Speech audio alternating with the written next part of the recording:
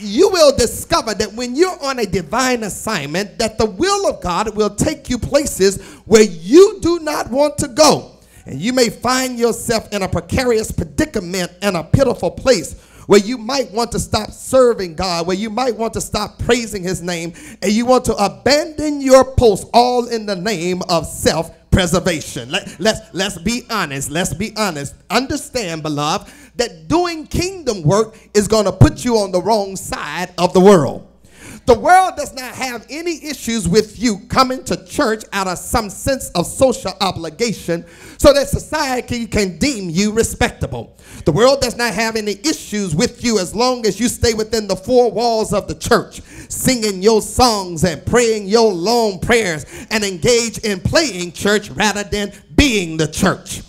And I've discovered that most people don't even want to hear preaching that is disconnected from you getting a breakthrough or getting a healing or getting deliverance or a blessing or some other tangible possession. You want a Joel Osteen gospel that does not deal with sin. It's quiet in here, but I'm going for it anyway. You want a gospel that tells you how beautiful you are and how wonderful you are and how God's going to give you your heart's desire. You don't want a gospel that says, for the wages of sin is death, but the gift of God is eternal life. You don't want a gospel that deals with the vestiges of racism and sexism and classism and militarism and colonialism, all the isms that keep us separated and keep us from functioning in the power and the destiny that God has called us to be. You don't want a gospel where Jesus said, I have come to preach good news to the poor, to give sight to the blind, the recovery of sight to the blind, to help those who can't walk to walk, and to help those who can't talk to talk. I have come that you might. You don't want a gospel like that. All you want is a gospel that's going to tell you how to make your marriage right, how to get along on a job, how to get you some new money, how to get you a healing, how to get you a breakthrough. But it's hard to get a breakthrough while you're still engaging in craziness.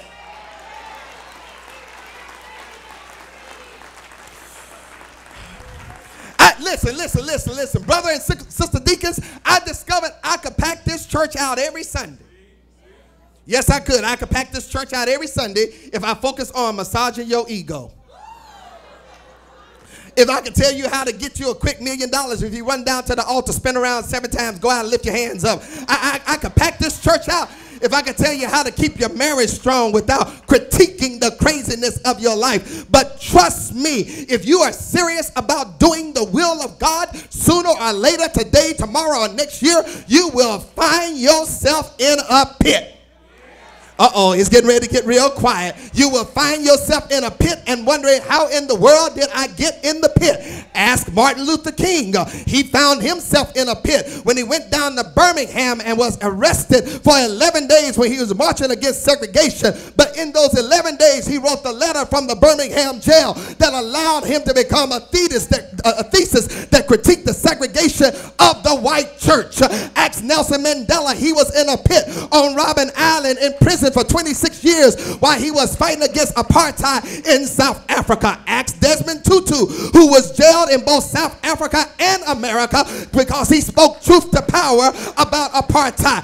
Ask Joseph, who was thrown into a pit because his brothers would not want to bow down to him.